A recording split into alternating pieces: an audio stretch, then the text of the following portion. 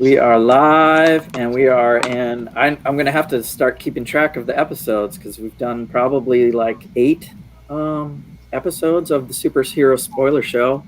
Thanks for tuning in.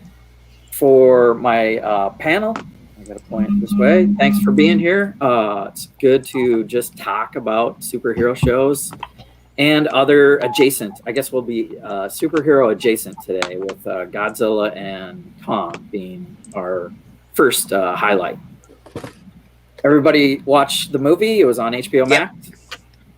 I watched a little bit. I didn't see the full film. I just watched. How could you stop? It was so action packed. Well, I had to do a thing, so yeah, I didn't see the full thing. No. Well, we all made votes early. Who's gonna win? Godzilla. And Godzilla. And I was on Godzilla's side. Ooh. Yeah, I was like a radioactive lizard versus a large gorilla. My money's on the radioactive lizard. I mean, come on. Yeah. Kong won the fight. Larry and Kong. Kong won. So we can skip around. I like doing timeline, but I like just talking about it too. Because if you go straight to the end, like he gets a new home. Yeah. Right. Well, he gets a new home. He gets kicked off. He gets kicked off the world. Okay. He's sent, exiled back down into the hollow earth. I'm like, Godzilla at the end is like, I'm the king of the monsters. Looked over his shoulders like, aren't I? And Kong is like, you are. And Godzilla's like, that's right, biatch, and walks off. Because it's like, hello. It's like it's like the very beginning. It's like when he beat Kong's butt down on that boat. It's only because he knew he had beaten him. Because otherwise he should have just walked over there, pushed him into the water. End of movie. And then later on, and then when that guy says, oh, Kong, round 2. I'm like, really? You got your ass whipped. You couldn't even move. Godzilla got back up and then beat him down. So I'm just kind of like, please. Godzilla was clearly the winner between Kong versus Godzilla. No way. But if there wasn't the two of them, it's just like they wouldn't have been able to take down, without the Kong axe, they wouldn't have been able to beat whatever it was. Mecha Godzilla. What do you think, Willie? You were having Batman. He's still Team Kong. He's crazy. He's crazy. This movie was Batman versus Superman better. And Kong was Batman. And Godzilla was Superman. And when Godzilla came with that kryptonite axe, when Kong came with the kryptonite axe, Godzilla stood no chance. Right, well, he hit him in the head one time, and then it fell on the ground, and then Godzilla beat him senseless, and it was just kind of like, axe? What axe? Give me a break. Yeah. And Godzilla had to power the axe up, otherwise the axe had no whatever. So, like, if he would just pull the axe out and hit Godzilla, Godzilla would been like, what you doing, chump? Bam! And he'd been dead. So, I think your eyes, since you can't blink, saw a different movie. Yeah. I think you're still living in dreamland. Kong got exiled to the hollow earth. They're like, go to the hollow earth, because if you stay up here, I will kill you. Well, that's where Kong was from, so he went home. Yeah. He got to go home. Yeah, the two monsters looked at each other like, okay, we don't really need to fight because, it was a why? Because it seems like Godzilla's smarter than the regular whatever, and Kong is too, and so they're both like, why are we fighting? It's like, why? I'm out of here. Save it for part 3. But yeah, Jesse, I think just like Batman vs Superman, Lex made a thing. This evil dude made a thing. Yeah. They had to team up to fight this thing, even though they were fighting each other. And they did. But I think it was just executed better. This movie, they didn't spend a lot of time with the humans or setting up human stories of love or nothing. It was... I was taking notes and watching it a second time, and that's when I actually had to tune in to actually physically track, who these characters are. So it was a monster movie. It was action packed. There was great direction. The scene where Kong lands on the aircraft carrier, then one of the jets takes off while the thing is tipping. Oh man, that was some good filming. Oh yeah, it was. I was munching on the popcorn. It was just like, oh my god, what's next? Come on, more. It was great. I loved it. That's exactly what I was doing, Doc. And they balanced the two stories well. They brought two different stories together and balanced it well. Mm-hmm. So Agreed. yeah, it was really good. I was just glad that the two human groups didn't meet up and be like, okay, let's figure some, so they figure some stupid solution out together. Us Right. humans, I Mhm. was like, oh, thank God, thank God that didn't happen. Yeah. I'm just glad they didn't muddle up all that eye candy with silly things like character development and that kind of thing. Yeah, we didn't need any. We didn't. This was a setup for the next thing. Yeah. All right. Well, I'll try to tether it together because we have an hour show. So, and see if we can touch on some subjects. Go ahead and just chime in if there's parts you liked or didn't like. And starting with the music, I liked Kong waking up and taking a shower under the waterfall, and there was like Scratch his butt. scratching his butt. Yeah, exactly.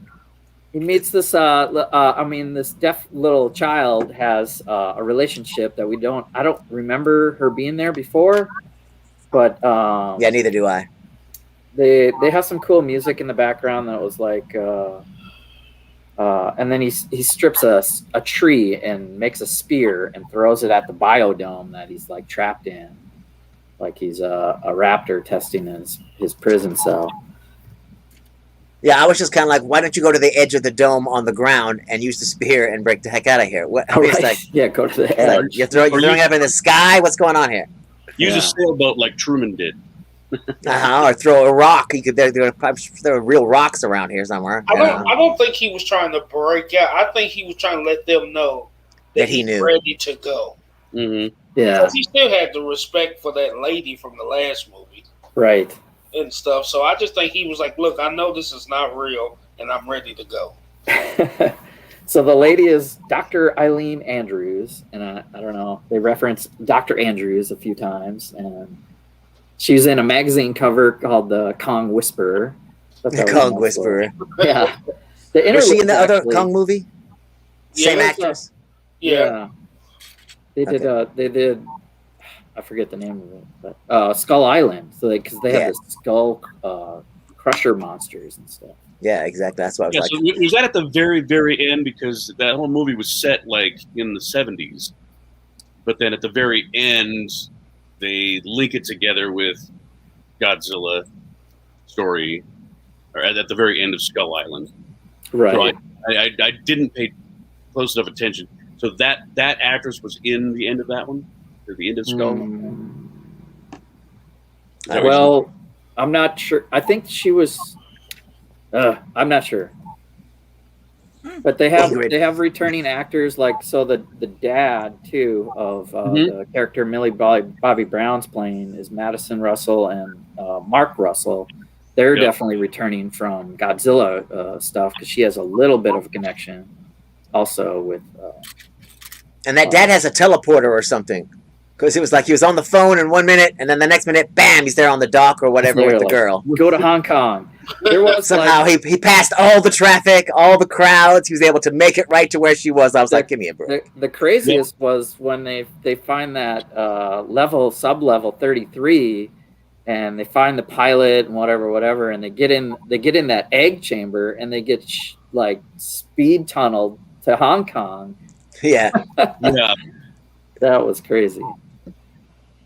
Yeah, nobody noticed the construction of that. Yeah, nobody. Right. Oh, that's the thing that drives me crazy about supervillains. Nobody notices the giant construction project. Okay. Right. So, if I had, and I'm sure I'm not alone, any problems with the movie, it's probably like scientific accuracy.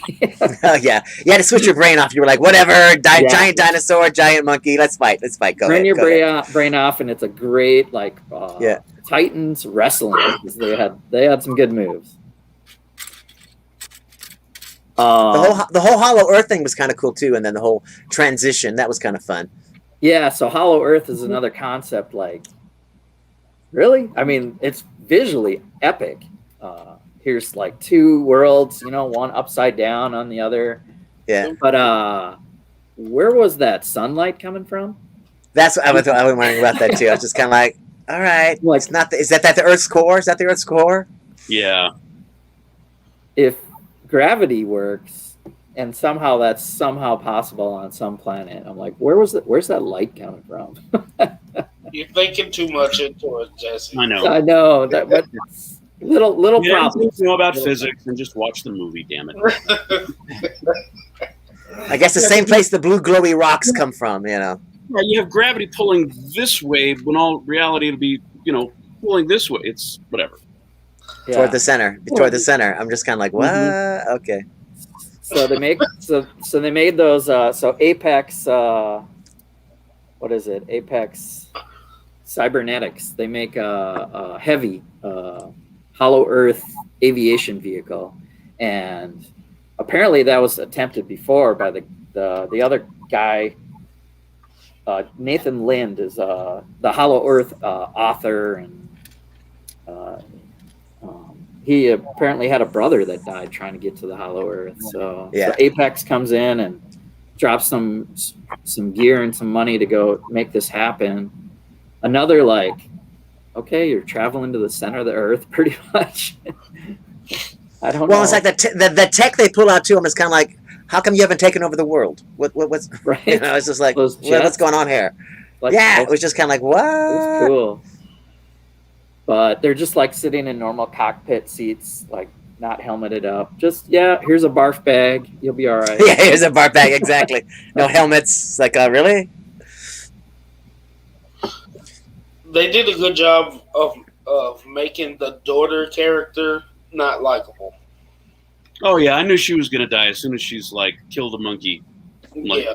Oh, yeah. He's the star of the show. You're going to die. Right. So what the heck? Walter Simmons is the bad guy running Apex Cybernetics, and he was just a cardboard cutout villain.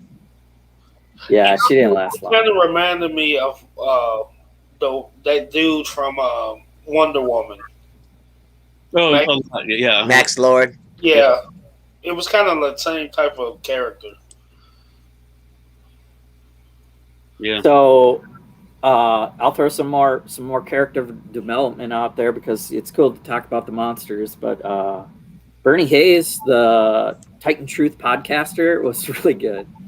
Yeah, I think that was the only guy that they really developed his character enough that you kind of got interested in him. Everybody else was just kind of they're all on the same playing field as far as how much we're going to get to know them before the battle royale ends the movie. And I thought he was a really interesting character. Yeah, so he'd be back if they keep going with any kind of storyline here. And the boy, we have a Deadpool reference. Yep. Did you notice? Fire Fist showed up in a Storm Tracker van. Mm-hmm. And, watch out for his Cuban wallet. What's a Fire Fist? Did you see Deadpool 2? Go ahead, Larry.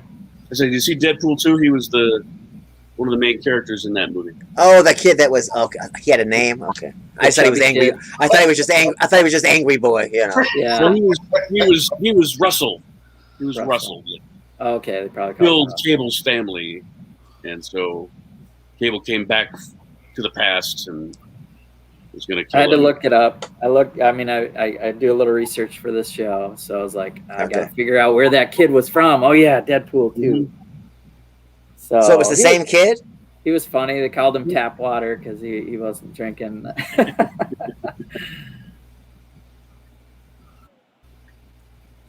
What's that? Was it the same kid? The Russell kid? Was it? Because he didn't look the same. Yeah, I would have recognized him. He's a little older. I've seen this kid before, though. You sure it wasn't him? What are we talking about? So the actor that was in this movie, Tapwater, he played a role in Deadpool 2. Okay. Yeah. Oh, he wasn't Fire Fist in Deadpool 2, though. Yes, he was Fire Fist. But that was the name. That was his. That was his power. He fired out himself. Right, Russell. Okay. Yeah. And there's a whole scene where Deadpool can't say his name with a straight face because he's just like, Fire Fist, really? Yeah. Anyway, his name in this movie is Josh, and he kind of saves the day via the whiskey gun holster. Yeah, that was so hokey. Yeah, it doesn't work. Doesn't work like that, but whatever. Right? Another like I don't know, divisive, but the whole mecha, we haven't even said Mecha Godzilla. So, what'd you guys think? They piloted this guy. I don't know, from an old Right, from that skull or whatever. Yeah, he's psionically linked to the inside of the skull, which still has what kind of Titan monster energy in it? I'm like, Yeah. That 3-headed dragon monster or whatever it was. Godira. Godira. But I was just kind of like, when it took over, I was like, is it an AI that's controlling it, or is it the Ghidorah entity somehow? So it's Mecha Ghidorah and not Mecha Godzilla. I was just like, whatever, just destroy it. Right? It went sentient with I guess, the knowledge or whatever from the 3-headed thing from Ghidorah. Right. So it's just kind of like an AI or whatever. Well, and I think because it was Godira and Godira's whole thing is that he could regenerate his heads. You know, if he lost a head, he could throw a whole new one. So maybe maybe it was only because it was Godira that it would work. Because if it was like Mothra or Rodan, it wouldn't have been a thing. But because that was one of Godira's powers, that was what I took out of it. I was still okay. Yeah, it was cool the way it worked and everything. I was disappointed it blew up so quickly. It was like, oh, okay, well, all right. Right. So yeah, that was, I don't know, that was the movie. We got a lot of action. I'd give it a 8 out of 10 or something like that. It's decent. Yeah. I think for me, if you're a fan of either monsters, yeah. It was everything I love about a monster movie, but just, you know, the 2021 version. You know, it wasn't just pushing over cardboard skyscrapers. It was legit CGI, and they tore up Hong Kong. Kong smashes Godzilla's head up against one of the skyscrapers. You know, it's kind of like, well, that skyscraper's still pretty solid. You know, it's not knocking out everything. They're using the buildings almost as weapons and to their advantage. So it was cool. Yeah. Well, that was just like they took the boats, and I was just, and then later they just, you know, after the boats get wrecked, they fly in there. I'm just kind of like, why didn't we do that in the first place? Why, you know, Godzilla can sense us on the water. If we're flying in helicopters, we're clear. We're clear. You know. Yeah, I thought the same thing. But we wouldn't have got that fight. Yeah, which was epic. It was epic. It was very cool. It was very cool. Yeah, the other side monsters were pretty cool too, like the flying snakes that were in the Hollow Earth. Holy cow! Kong took those guys out, and then drank their skull. Yeah, drank his skull. It was kind of like, whoa. Yeah, okay. That was weird. Munch. That was weird. Yeah. Well, he hadn't eaten the whole time. It's like, oh, I guess he needs a snack. I guess he needs a snack. Yeah, he had some fish on the boat. They showed that. Their cutscenes were really good. I like how it was directed, basically. They did whoever directed this. There were good commercials and things in the beginning that kind of showed you the story and then did a cutscene to something else. Yeah, it was like anytime there was a break in the action, it was like, okay, time for humans. You know, we'd hang out with the humans for a bit. Like, okay, let's ramp it back up. Here we go. Let's say hi to some more humans. We've got Brett's Builds and Ingrid Wynn in the chat. Ingrid! Did you get all packed up? Are you all packed up and everything? Yeah, pretty cool. And the Lego Train guy's here, too. Lego Train guys. The Lego Train guy. I'm just responding to people in the comments since I'm not talking. I'm just building and... Yep. I'm just... Help moderate the chat. Yeah, I'm doing a little bit of both here. All right, so let's switch gears to Marvel. We have Episode 3, The Power Broker, and Falcon and Winter Soldier was pretty good. Oh yeah, that was. I'm liking the feel of the show. WandaVision was so crazy. I don't think anything will ever be like that. This is like a spy thriller, James Bondy kind of Mission Impossible thing. If you step back, and there's a lot of international scenes. You know, I felt like this show was the slower of the three. and I think this is the first of maybe two set up for the end big thing. Yeah. But it was just enough action and stuff thrown at you to where you don't feel disappointed in the show. Yeah. Right. So we get Agent Sharon Carter. Yeah. And she was throwing the most punches, I think, with all those bounty guys on the intermodal barge area. So do you think she's the power broker? No. Ooh, she's in the high district. No, I don't. I mean, she did limo away at the end. Well, it wasn't a limo. Wasn't a limo, theory. I but think she's that a would be crazy. I think she's a scroll. She could be a Skrull and the power broker. I don't think she's the power broker. What about? I'm with Willie on that. I don't see her. I mean, I still think she's in deep cover. I think she got kind of a bad rap from the government. Although the last time you see her, she is. What is she doing? Was she training for the CIA or FBI? Yeah. She wasn't training for SHIELD? No. This is Fall of SHIELD, and Colby Smulders' character was interviewing for Stark, and Sharon Carter was in a firing range. I think it was either FBI or CIA, something with an acronym. I don't know. There's more story for her because she's part of some organization or something. I like that. Whose call was that? Doc, was that you that said she could be the power broker?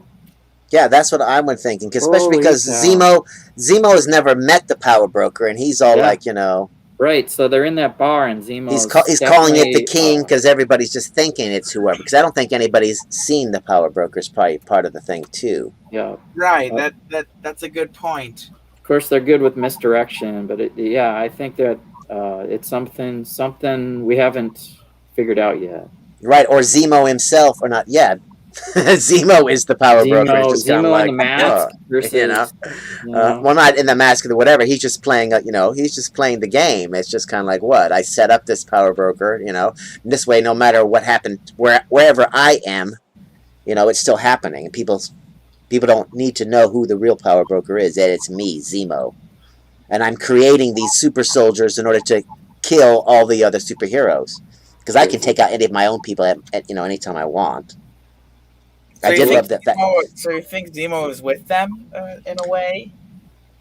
Well, the Zemo is clearly running. He was pulling the strings from the moment they walked in that place until the end of the episode. So it's just kind of like he's running the show. It's just like so that's why I'm just kind of like he could be the power broker because he could be running everything from inside prison. He doesn't have to be out on the streets to get his pawns to do whatever he needs. I only need to be out of prison when I need to be.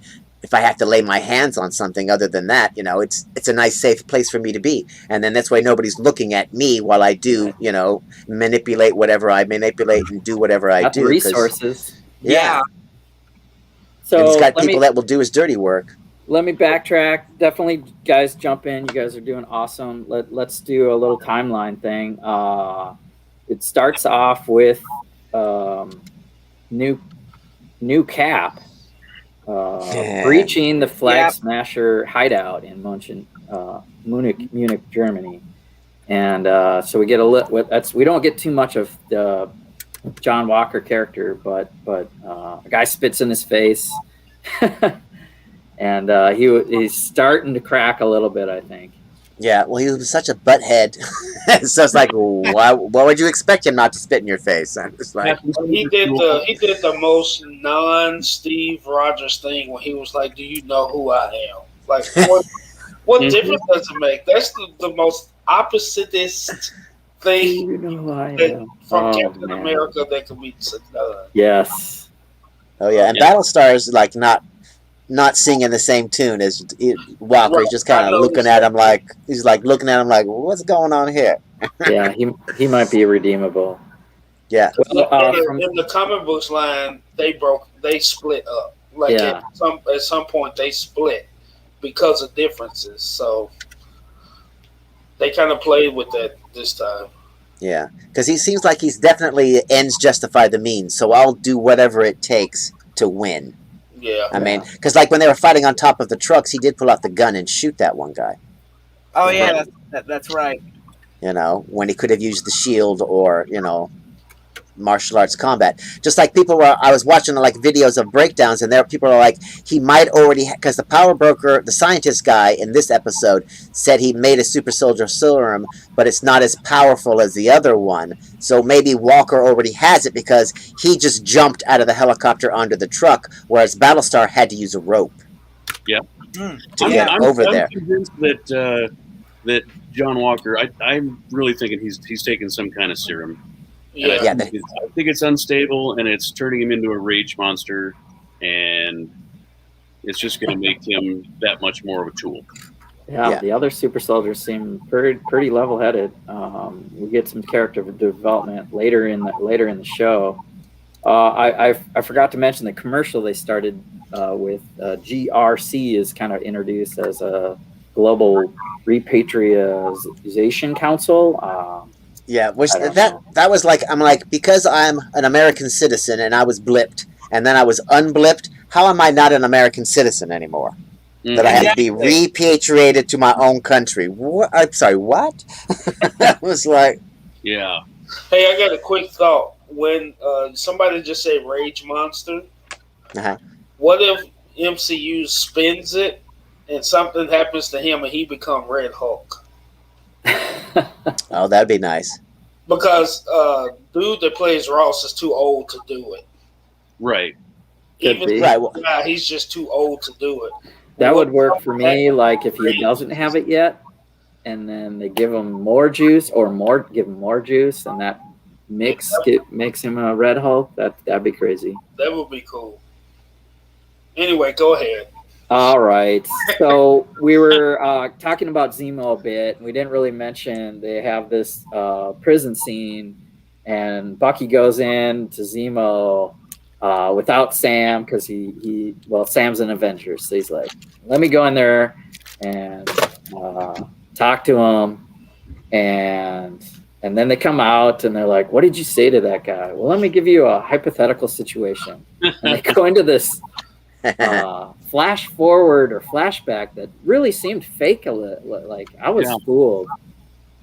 Were you guys they've fooled? Only done that 20 times in Mission Impossible and Ocean's. Yeah, it was Mission Impossible. Like, we're gonna do that. Like, we're gonna talk you through the prison break, and then these guys are gonna start a riot, and then.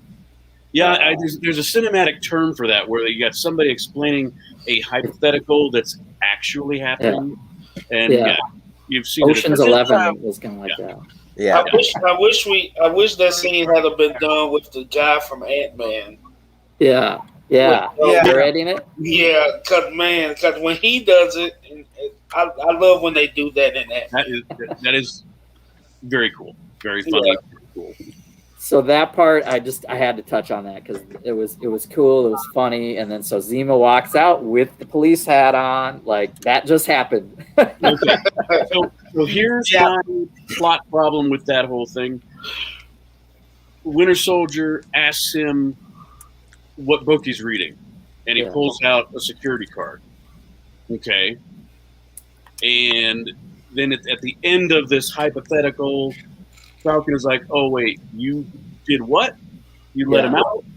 Okay, well, where the book is already in the cell. Yeah. Bucky didn't give him the book. How did he? There's a disconnect. Where they didn't connect that dot for me. And he could have gave him the card and told him and basically was like, hide it in the book. Yeah, there's quite a bit to sneak a code pass card into a book before you talk to the guy to go make the deal. But divisive as that is, it was funny that he got out.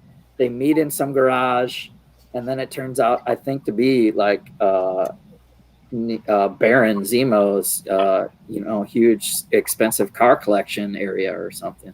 Yeah, car stash. Yeah. So he's got a stash of cars. Right, yeah, and the thing is about the whole Baron thing, I'm just kind of like, if you're a Baron and you're supposed to have been so rich and everything else, why was your family huddling with the masses in that bunker when they died? Why were they not at your palatial estate in your special hidden bunker so that they could survive? But, then again, Baron might have been divorced, too, and they might, the wife might have been found out, you're an evil bastard, and, took the daughter and ran away, and then they died, tragically, because the bad guys happened at the same time, We don't know his whole backstory, but I was just kind of like, how are you super rich now? I'm like, when before you seemed like a very poor guy that was just angry. And got lucky by having a certain government job in order to, pull off what you pulled off. Yeah, and he was, he was like he was in special forces for, whatever country he was living in. So he's this well-trained soldier type, which means he's spent a lot of years in the military doing this. Royalty doesn't do that, Right.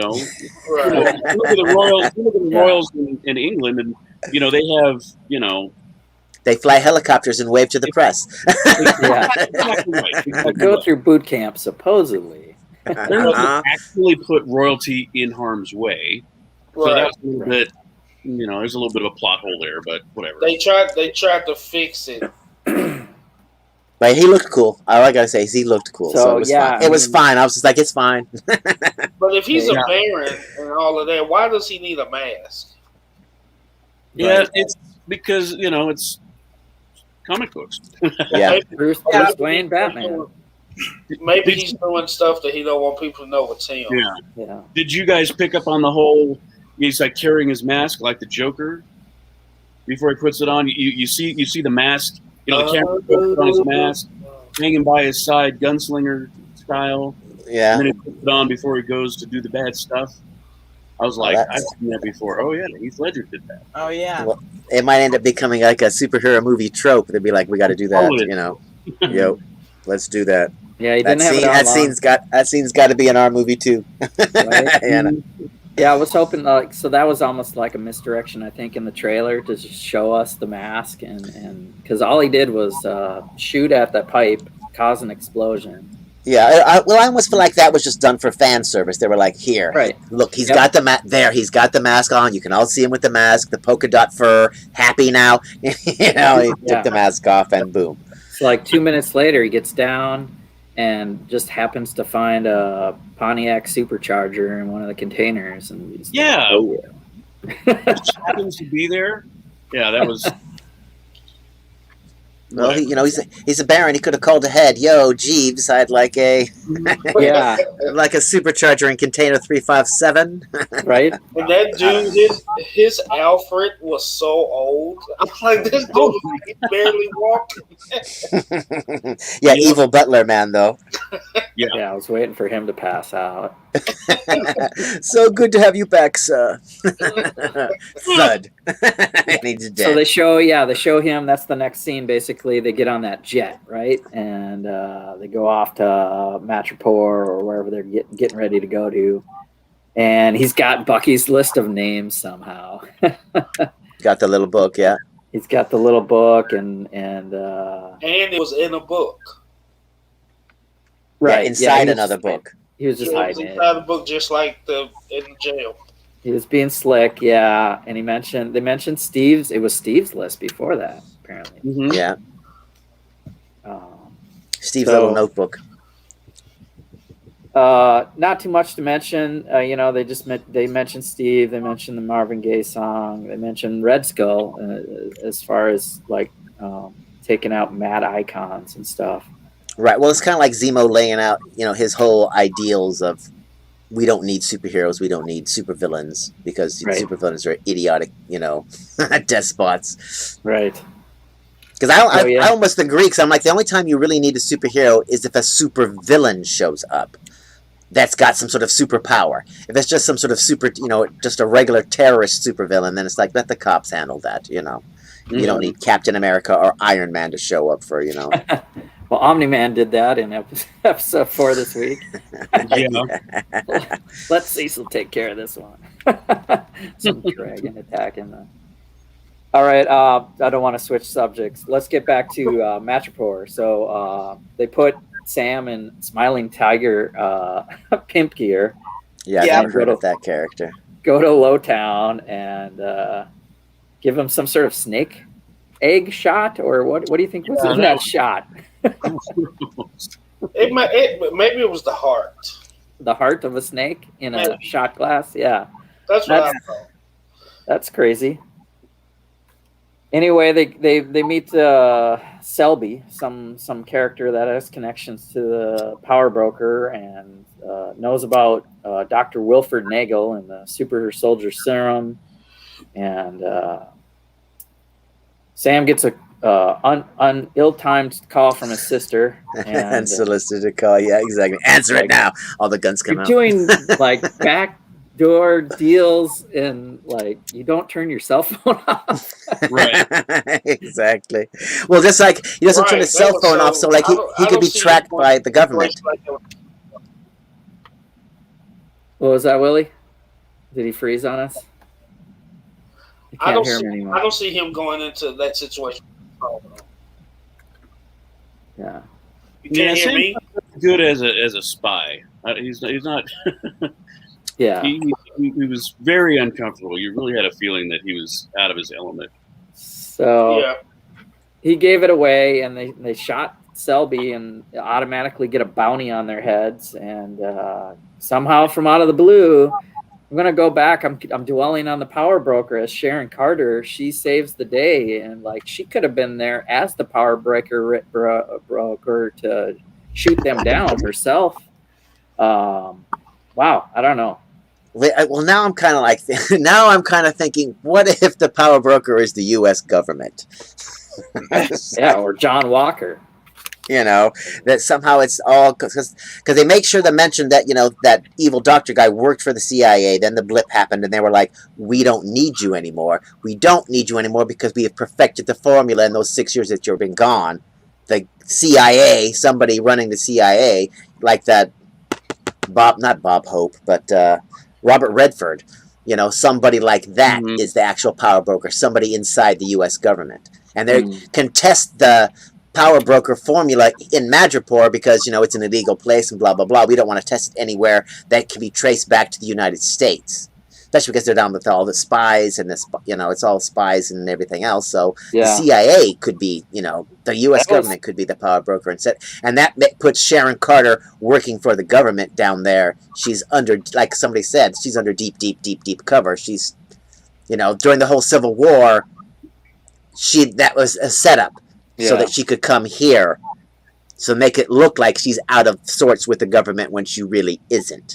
They just use the Civil War as a cover to place her there. So she's working for the U.S. or something. They're thinking that Ross could be the power broker. Yeah, General Ross. Yeah. Yeah, instead of him becoming the Red Hulk, maybe he becomes the power broker. Yeah. And then if you think about it, if he said that we got eyes everywhere, if they got a hold to that tech that they had on the helicarrier, they had where they could see everything. Yep. If you in the government, you got a hold to that tech. You, when they put it all out there, if you reproduced it, because once the blip happened, Nick Fury was gone, and so was Maria Hill, who was in charge of S.H.I.E.L.D. The government could easily, NSA, whoever could easily step in, grab whatever they wanted, because Nick Fury was the gatekeeper of S.H.I.E.L.D. tech from, you know, the U.S. government or other world governments.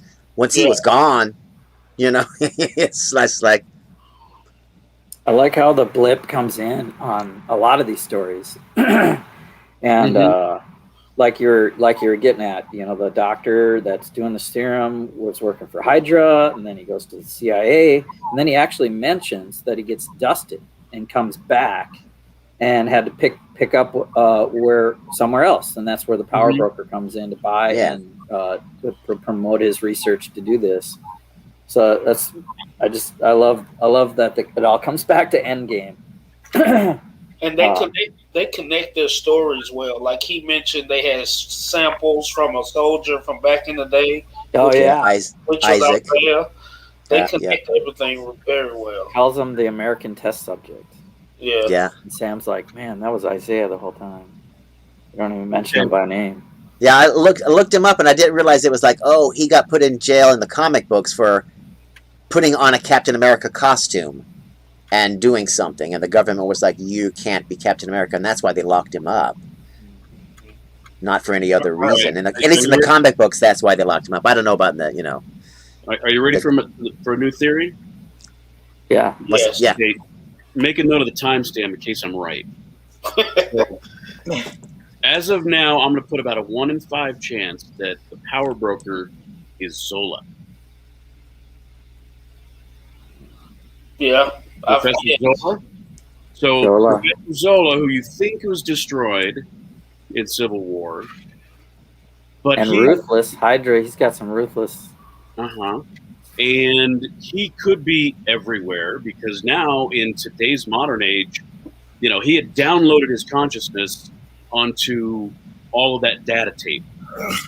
Yeah. If he's still around, he's going to be on the internet. He could be like the internet. And so, as you recall, and now there was I don't remember where I saw this, but in Captain America, the First Avenger, there was a screenshot of Zola when he's collecting all his papers when they're trying to escape the base that's getting ready to explode. Right. He has a blueprint of like an animatronic suit. And in the comics, Zola eventually has a body. He's got that big screen. I mean, it's really dorky. Yeah, the TV screen on the chest. Yeah, the little antenna swiveling up over his head. Yeah, simple He's robot. cool, though. Yeah, I'm waiting to see him. That he would be my biggest reveal, just Zola himself. So him and being the power broker. You guys are blowing my minds today. Great theories.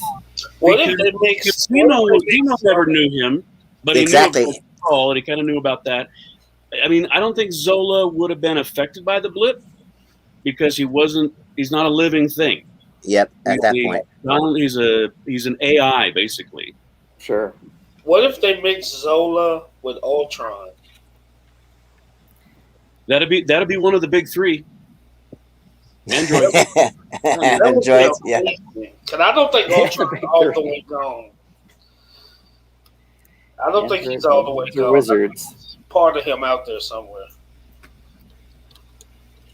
Wow. Good stuff. So, like I said, I'm going to put about a 20% chance on that. I'm going to put my bet on that. All right. That'd be a good one. That'd be a good reveal too. It'd be like, what? If that's true, Larry, what episode do you drop that? We got how many are there going to be left? We got 3 more left. At the end of the next one. Oh wow! It'll be the last scene of episode 4. So you got to have episode 5 is the big conflict, and then episode 6 is the resolution. I feel like 5 is going to cliffhang into 6 with Probably something. it'll be like a 2-parter, like one episode broken 2 pieces maybe. Yeah, I don't know sitting how there shaking the screen, are. going more, damn you, no. Yeah, I think that's what's going to happen too. Well, we get we don't get a cliffhanger, but we get a reintroduction to a Wakandan at the end of the show, and Bucky just takes a walk and finds some Wakanda beads that nobody noticed, and bumps into one of those Okoye women warriors or whatever from. Hey, I'll be right back, guys. From Wakanda. From Wakanda, yeah. So that the fact that she's there and she's like, "Yo, we want to put him back in jail and everything." It's just like, okay, if they know that you've taken him and they know exactly where you are, who else? What other governments? And I'm just like, why have we not seen anybody from S.H.I.E.L.D.? Why have we not seen anybody from SWORD? It's just like, you guys are just running willy-nilly across the globe, doing whatever. And I would think that S.H.I.E.L.D. or SWORD would be interested in this formula and that they would have already had eyes and ears. It's like without Nick Fury, it's just kind of like, what they've just dropped the ball. It's just kind of like, what's going on? That's where the GRC comes in, and New Cap and this Lamar guy. they're kind of that government, oversight, because they do go back to the prison in this episode and be like, "Whoa, Sam and Bucky were here, and this guy escaped. You guys didn't put those two dots together." So that's definitely the government's definitely going to go. New cap. It's time to bring these two in. They released Crazy Man that we had locked in glass. So I think they're slowly on their tail this time. Before they were a little step rate, attacking on the semi trailers at the same time. Yeah, so they're going to be able, because remember when when they had the bar fight and they showed people recording it on their phones. Mm-hmm. There's going to be clips where they're going to be like, they were in Madripoor. Then they're probably going to go to Madripoor. They probably see them again to the final battle. Yeah. But they'll be right behind them the rest of the show. Yeah, that's going to be a million hits on YouTube. Upload Winter Soldier's bitch slapping somebody. Be like, hey, yeah, that was a cool scene though. So he's kind of giving the Russian orders, like he falls back into his old programming almost and fakes it pretty well. He was so good, I think Sam was worried. Yeah. Yep. So there was another bar scene we didn't talk about where Sharon Carter had the stolen art, real Monets and stuff. Being hustled in Hightown. Yeah, in Hightown, and like I said, she's the power broker. She's in a big, high-rise apartment building with the red lights on it and everything. Like, here I am, evil. This is.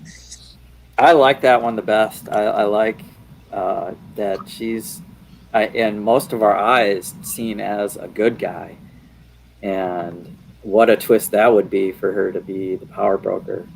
Yeah, I mean, she was already, kind of caustic and whatnot toward them anyway. She wasn't all, like, super friendly, like, hey, she's kind of sarcastic and whatnot. So I'm just kind of like... Right? She just, she's, like, playing them. Yeah.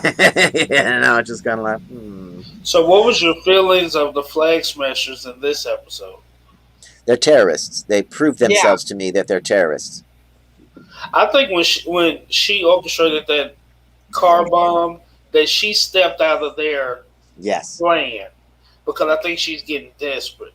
Because when it blew up, the dude was like, "You did this." I mean, they had a nice conversation when they were spotting that depot out, GRC supply depot in Lithuania, and talking about maybe I could be a teacher, and they painted a little good positive light on them. But you're right, that was like a turning point. I think she's getting desperate because she's getting scared. Yeah. Well, because that guy wasn't down with it. Yeah, he wasn't down with it at all. No, and we already know that she's getting text messages and stuff that she's not relaying to them. Yeah. Yeah. And I think she's connected to the power broker some kind of way, because the power broker is not texting the group, and I'm sure they all have phones or whatever, but they're texting her. Yeah. So I think she's connected some kind of way. Yeah, she knows him. Yeah. She kind of seems like the leader, but they show her playing soccer with the kids at this, resettlement camp, and there's like a mom character. I don't know if it's her mom, her mom for sure, with tuberculosis, and they mention her quite a few times actually through this episode, anyway, as Donna Medina or something, and I don't know what to say there other than they're painting her to be pretty, like trying to do good things, but then she blows up a bunch of innocent people at that depot. Yeah. Yeah, because I think the crowd was like, there were people in there. Yeah, and she's exactly. Her only comment was, "It's the only language that these people understand." It's like, okay. So she crossed the line. Yep. Which means they're gonna come for her hard now. It's gonna like, okay. And her followers may leave her. Exactly. She could be left to hang out to dry, yeah. Yeah, we're not about that. All right. That's pretty much the show. Not sure what to expect next episode other than maybe some more Wakanda, like what's going on there, and who knows where they're going to go after this? Yeah. Go ahead. Have you guys seen this action figure? Action figure people are spoiling the show apparently with the release of action figures that are tied to the show. Yeah. Oh. So they already have a figure that's what's his name, John Walker in the U.S. Agent. They released the U.S. Agent figure, so it says John Walker. It's from the show. And spoilers, guess who gets the shield? Okay, maybe I won't say it. You guys didn't see it. I'll just Well, Bucky. I'll keep it quiet. Bucky in this episode's like, I'm going to take that shield back. I'll take it. Exactly. So I'll take it from you before I let you destroy it. Yeah, or destroy its symbolism, or exactly. Yeah. So he wants the shield back. Well, he still believes in the whole Captain America and the symbol, because we need hope, especially at this time. We need GRC and everything else. It's just like, people need hope. People need a symbol. The world, not just America, like John Walker. Who you're talking to. Cap is Cap was like for the world, even though he was Captain America, but he was he protected the world, man. He didn't just protect America. And I think Bucky still believes in Sam. Yes, he does. That's why he just keeps looking at him. That's why he's just like, he believes in Sam. That's why they said that thing after the doctor session. He's like, people don't get rule number 2. People don't get hurt. He's talking about himself. Yeah. His best friend. His buddy, his one and only friend now at this point. Really. All right. Well, I'm hoping Larry gets back before we talk about Dok Sampson stuff. We talk Invincible. We talk. Larry's on Invincible too. Let's just give him a moment. Have you guys seen the Suicide Squad new trailer? No, I haven't. Nope. Can we play? Oh, it's probably gonna have crazy music. That's the only thing I hate about the new Suicide Squad movies or anything James Gunn is in. It will have copyrighted music playing some dang epic song. It's always like, dang it! Why are you doing that, James Gunn? Why are you doing that? We got it muted. I like your jacket though. Live fast, die clown. Yeah. That's kind of cool. This trailer looks better than probably whatever the first one that came out was. Yeah, and John Cena looks like he's going to be hysterical. Peacemaker, yeah, he's going to be funny. Here's, oh my gosh, King Shark. And I loved the first one. I mean, I know a lot of people hated it, but I was just like, it was pretty decent. It was upbeat for a dark movie. For DC, I thought it was upbeat. Right? Surprisingly. About villains, like with bombs in their heads. Yeah. Yep. It was kind of like, this is a feel-good DC movie. I just wonder how silly they're going to make King Shark. Is he going to be silly like in the cartoons, or is he going to be more mute, not really say anything, just bite people's heads off? Well, that's what he does. Yeah. They're going to bite, yeah. I think in this one they don't show it, but the other one they showed him like bite somebody in half. So I love Polka Dot Man. Harley looks good. I don't know who some of these other characters are. Polka Dot Man seems pretty funny.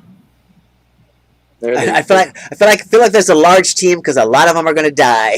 Yeah, right. Yeah, right away too. Yep, it's gonna be like, how many are left standing by the end of the film? Short-lived, like X-Force. Yeah. Yeah. Yeah, Brad Pitt. Right. You see him for a second, electrocuted. That was Brad Pitt. Yeah, How new is this one? I'm not recognizing. So there was a new trailer, and I think this one was kind of leaked or something, and then they're like, "Screw it, release it." Screw it, release it. Because there was a different one that wasn't quite this long. The rat girl. I don't know if she's like the. I don't know who she is either. I'm just like, oh. Right. And Merle from Walking Dead. Is he Omega Red? Or I'm not sure. Well, Omega Red is Marvel. Oh, and the guy from Doctor Who. Awesome. He's playing... Oh, God. No, not... Tinker? No. One of the crazy mind... He's got mental powers. He can take over your mind or whatever. Yeah. Wow, I haven't seen that one. I'm just kind of like, cool, Doctor Who. Yeah, so that one's piquing my interest. That's August 6th, as that trailer just ended. We got another cool trailer for the Bad Batch. I don't want to go too long with the trailers and stuff. What's up, Lung? He's in the chat, and Productions popped in. Hey, let's talk about Dok Sampson. Uh-oh. Okay. What about me? Well, hi, how are you? How's everybody doing? Tell your origin story. There's a different Dok without the P in his name, and he has green hair also. Is that somehow? Well, it's related because I am Dok Sampson. I put the P in there for copyright reasons, just in case. Just the same reason I put the K for Doc. This way I can be like, what are you talking about? Plus the whole using the K makes it seem like I'm from one of the Marvel alternate universes, where they spell doctor with the K. Kind of like the universe where, Captain Britain, they had that, Captain UK or whatever he is. Have you ever seen the Captain Britain comics where they, do the whole multiverse thing or whatever? That's where one of the evil Captain Britons, and his name was Captain with a K. So, But yeah, at first I was going to have this whole origin story about, the Beyonder, and he sent me here and turned me into a puppet and blah, blah, blah. But I was just like, nah. That's a lot of work. Trying to keep up with all of that nonsense. So then I'm just kind of like, no, I'm just Dok Sampson. I'm from this earth. Yeah. I'm a psychiatrist. I have gamma irradiated hair. So check it out. Yeah. Sweat's green. Was he a psychiatrist turn gamma? Psychiatrist? Yeah. For just hanging out. Technically, in the comics, it was because he just hung out with the Hulk so much that the radiation leaked over and boom, yeah. That's why he doesn't have like full Hulk-like powers. He's not like super strong and resilient and all that kind of stuff. He's a little bit stronger and faster. Here's a scene from one of the comics where he's got the Hulk on that. Yeah, trying to head shrink the Hulk. Yeah. And I like the story of how you're saying like that the white characters are really pink. Exactly. Humans. Exactly. Humans are pink skinned. They're pink skinned. Just put one out in the sun for 20 minutes. You'll see what I'm talking about. Yeah. Oh, look at how pink that one is. Oh wow. Yeah. See, that's a John Byrne. That's what I'm talking about. That's what I remember him from. Wow. That's when I saw that. When I saw me. When I saw me in the store, I was like, that's what I thought. That's who I thought of. I was like, that's who that is. There it is.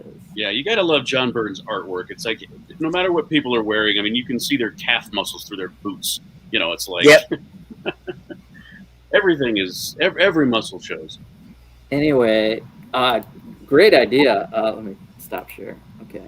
And that's why I could do Marvel. I could do Marvel stuff or whatever, and be like, "Look at me, Marvel." And that's why I got the, that's why I got the Wookiee on the channel, that Mookie, because Star Wars, yay. So there he is. But he wears a Star Trek badge, if you notice. Okay. That's because there's a universal translator built into the comm badge. This way you can understand what he's saying. Because if you ever noticed, it's the one thing that makes me so angry. They have yet to translate a word of Wookiee on the screen. The Wookiees will make a noise, people will understand them and respond, but you never, ever, ever see a word on the screen saying what they're saying. Exactly. Drives me out of my mind. He's the only character in Star Wars that has no character arc. He sits in a chair next to Han Solo. That's his arc. So where are we going to see a Gamma Dok Sampson in the MCU? I don't know. They had one in that the last movie. He was in there, but he wasn't super powered or anything. He was a psychiatrist. Edward Norton. Before the he was in it. Yeah. Okay.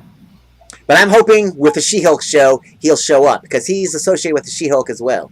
That would work out. Yeah. So we have She-Hulk coming up. I'm not sure when. Probably a couple years out. They cast a good actress for that role. What was that cloning show she was in? Cloning show? Oh, the actress that's going to be She-Hulk. Was it on Sci-Fi? What was that? I think so. I didn't watch it, but I heard about it. It was really good. She plays like all kinds of crazy characters. Okay, I know what you're talking about now. The clone show. What she's yeah. It's English. It was English, wasn't it? Yeah. Blanking on that name's not going to come to me though. No. she did great though. Anyway. What else? You guys have any other questions for Doc on There's a comment in the chat. Zam's Clubs thinks you need that luscious long hair. I have. Okay, I'll make a video. You can see. I'll make a video where you can see the long hair. I have long hair. It's horrible, but I'll make a video. Yeah, no, I'd like. I'll make a video because I got to make a legs video anyway. So I guess I'll make a hair and legs video all at the same time. All right. A full body video, dog. Like, here I am. Ta-da! It's gonna look freaky, but be prepared. Be prepared. Going all in. I love it. I love Doc's videos, and you're doing the hands videos now, putting Lego sets together. Building hand stream. Yes, I build on Wednesdays with my hands. I guess it's Thursday morning technically. So funny. I think that needs to be like a Lego challenge in one of the conventions that we could go back to. Have like pink Doc felt hands and try to put a leather. Try to put that together. I think it'd be more challenging if people had to use mittens. Oh, yeah. Only if it's Duplo. You don't know what it's like trying to pick up a cheese slope. Let me tell you, it's just like Jesus Christ. That, and I thought it was funny that you couldn't turn the pages in the instructions. I can't. I have to use a brick separator. It's the only way I can get the pages to flip. That's why it takes so long. I'd be like, I'm changing the page. I'm turning let me read the chat while I'm trying to change the page. Here we go. Well, I tried licking my fingers, but it doesn't do anything. It doesn't do anything. Anybody else got questions for Doc? Plans first. Brick scenes chatting in that he can't wait for the leg reveal. Yeah. Oh my god! It ought to be good. It ought to be interesting. I'm gonna make a music video. Might as well make a music video out of it. Yeah. Any other questions for Doc? I think it's genius. You're doing great for the Lego community, and thanks for being on the superhero show. Oh, thanks for having me. I am a superhero. Yeah, right? I'm like, who better to have? Like, he's like spoofing a superhero. He is a superhero. It's great. I almost feel like I should give a psychological breakdown every week. You're like, all right, let's psychologically break down the characters every week. Well, this show kind of spawned out of Friday Night Bricks, so we'll give a shout out to Hope Castle and the whole Lego community bringing us together in ways I had never dreamed. Yeah, I'm still pushing for D&D, Lego D&D. Lego D&D. Yeah, that'd be interesting to see. Well, I like playing. You can play a level like I call it brick war. They call it just brick war, and you can roll dice and have movement and attack, and you play with a Lego guy on like a mock. So it's a lot like D&D where you have an action, so you could have more magical properties and stuff like that, like right, cast spells and whatnot. Yeah. Yeah. Otherwise. Yeah, I'm surprised. We played that a couple of times when we were back at Brickmania with some other T-falls and stuff. We're kind of into it. But that's kind of fun. I've seen some really good mock-ups of some dungeon scenes that are right out of D&D. I actually made an owlbear brickhead. Yeah, wasn't somebody building a beholder too? Maybe. Beholder with the big eyeball. Yeah. Yeah, they were parting something out because they were like, these will make a great thing for a beholder. I'm like, what? I think Stranger Things kind of made it cool again to be into D&D. Oh yeah. Well, let's see that owlbear, and then let's talk Invincible. Go to it's on my Instagram. I got pictures of my owlbear. Okay. Yeah, he's in a remote location in Cloverleaf Street. Yeah. Okay. I'm in my Cloverfield fallout shelter. Oh, okay. So yeah, Invincible. I felt like the show slowed down for episode 4. They were like, let's take a step back. Let's just chill. Okay, so the main mission was he went to Mars and followed that shuttle. Yeah. And protected the humans, but he kind of like was distracted by his phone, and then he fell asleep. And he couldn't eat. Yeah, a pack of lunch in space. Right, and he pulled out the sandwich and it froze and it broke on his face. My big question was, how you going to the bathroom, kid? Yeah. Pull it out. I don't know. Yeah, that was Especially because he wasn't. Especially because he had no food and he wasn't supposed to be known by the astronauts that he was, shadowing them. So I'm like, how did you go to how did you sleep? How did you eat? How did you go to the bathroom for 2 weeks flying behind a shuttle? I don't know. And I'm He's pretty invincible. sure, but I'm thinking even with, some made-up technology, you're not getting to Mars in 2 weeks. Yeah, exactly. I was kind of like, all right, whatever. Mars and back in 2 weeks. Yeah, that's right. I'm back. You're right. Well, they do it, and what were those aliens that? Oh, those there were face huggers. They were like Starros. Yeah, that's what I thought at first. I thought, oh, look, little Starro things. And they were like the pets, kind of, or something, or I don't know who was in control. And the aliens were kind of metamorpho. They could kind of change their look and stuff. Yeah. Mm-hmm. Well, they were kind of like the Martian Manhunter or whatever, and those creatures couldn't completely attach to their brains, and so they were like, well, I don't understand why they just didn't disintegrate them all instead of just we'll just let them wander the planet. Right. They can't affect us, but we'll let them wander the planet. They are a galactic plague, but we're just gonna, whatever. It's cool. It's cool. It's cool. You go ahead, hang out, eat, drink, infect aliens that arrive on the planet. I'm like, oh my god.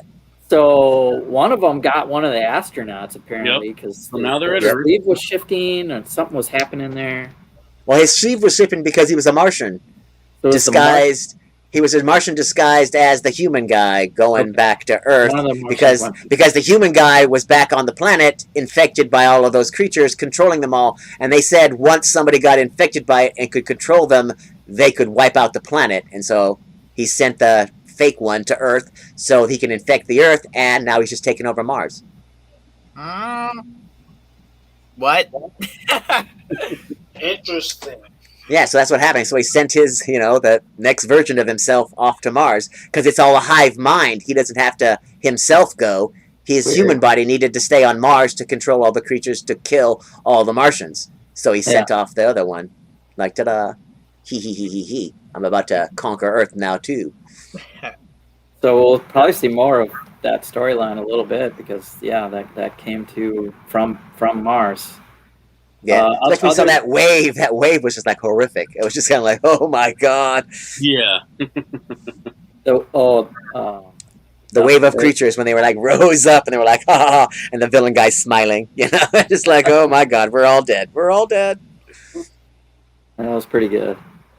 So we get that and a side story with Omni-Man taking a little break with the wifey, and I don't know what else. You saw he was setting up the family. He was setting up the wife. He's just kind of like, you trust me, you believe in me, so this way, when I kill Joshua and all of the other people that are investigating me, I can tell you baloney, you'll believe me when I say they're out to get me, because I'm an alien. Trust me, honey. Yeah. Plus, the only thing I'm thinking, too, is like watching the, what's going to come, and I'm just kind of like, there's only one thing that will turn father against son. Kill the mother. Yeah. If the father kills the mother, that will turn invincible against the father. Wow. Otherwise, if the mother's still alive, he'll have this whole, well, should, hem ha, back and forth, to join the father when the father tries to take over the planet, because he's gonna, They're pretty notorious. Yeah, Larry, did you catch that episode? Did I what? Did you catch that episode, episode 4? I did. Mm-hmm. Yeah. They sent Detective Hellboy back down to hell.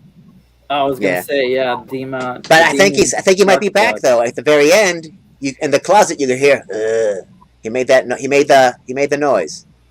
Mm-hmm. And the air gets cold. Yeah, because I almost feel like whoever's in hell sent him back because his job's not done. Right. Yeah, just delayed him. Very interesting. So, that happened. This week's episode of Invincible was kind of like Falcon Winter Soldier. It was kind of a filler episode. Nothing huge happened, but we'll watch next week.